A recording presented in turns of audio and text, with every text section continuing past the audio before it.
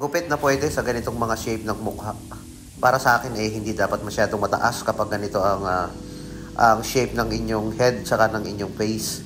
So gawin natin dyan is putulan muna yung haba ng kanyang buhok. Depende sa request ni client kung gaano ba kahaba yung puputulin, lalo na rito sa may bangs. Kadalasan ngayon ayaw nila ng sobrang ikli kapag nakabagsak yung buhok sa bangs nito o sa unahan. Kasi gusto nila nakikip nila yung noo or hindi nakikita. Siyempre ang ginawa natin yung binawasan natin paikot yan, yung haba or yung volume ng buhok. Para maparehas yung pagkakabawas or yung haba nito.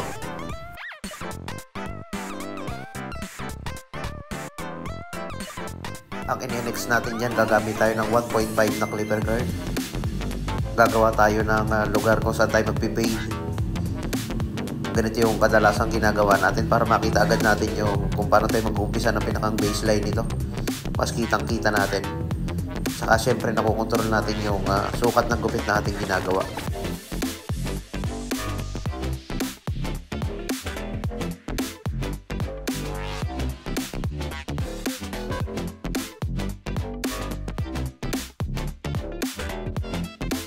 Step by step na procedure. Pagkatapos magbawas, siyempre i-overcome para yung biglang pagganto ng buhok mawala. Yan yung ginagawa natin kadalasan sa ating mga tutorial, lalo na sa mga ganitong klase ng gupit.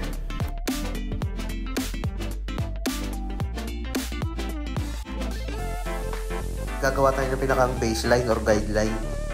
Kapag mabababa lang yung gupit na gagawin natin, gagawa natin ng ganyan, yung pinakang baseline niya kung saan tayo mag-i-start ng pagpipade.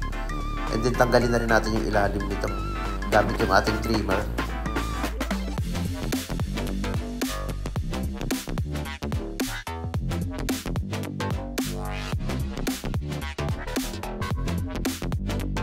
Dahil ginamitan natin ng 1.5 na clipper guard, pwede na diretso na agad natin ng 0.5 o half guard.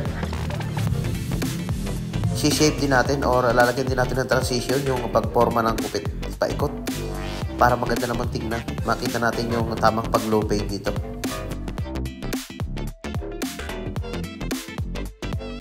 Well, challenge ito sa mga baguhang barbero, yung paggugupit ng mabababa lang. Dapat yung pag-control nyo sa clipper ay hindi masyadong mataas yung paghagod, at syempre dapat magaan lang yung paghawak natin sa clipper. Yung pag-C-motion laging kontrolado. Zero close, zero open. Tanggalin na natin yung clipper guard para mabura yung pinakang baseline. Sa ganyang pamamaraan, napakanto-kanto lang yung pagpapatalab ng ating clipper, mabubura natin yung pinakang baseline or guideline nito. At lalabas na agad yung gupit natin ginawa.